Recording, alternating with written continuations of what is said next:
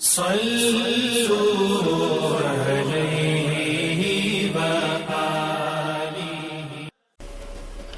اعوذ باللہ من الشیطان الرجیم بسم اللہ الرحمن الرحیم. ناظرین السلام علیکم ورحمۃ اللہ وبرکاتہ. معزز سامعین، آج ہم آپ کو بتائیں گے کہ کون سی نماز سب سے پہلے کس نبی علیہ السلام نے ادا فرمائی.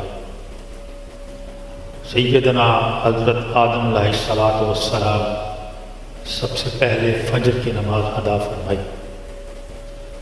نماز ظہر سیدنا حضرت داؤد علیہ السلام نے سب سے پہلے ادا فرمائی. عصر کی نماز حضرت سلیمان علیہ السلام نے سب سے پہلے ادا فرمائی. حضرت یعقوب علیہ السلام نے نماز مغرب سب سے پہلے ادا فرمائی.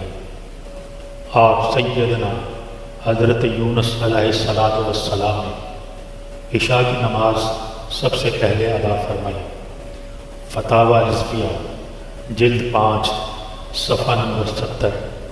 وما علینا الا البلاغ المبین.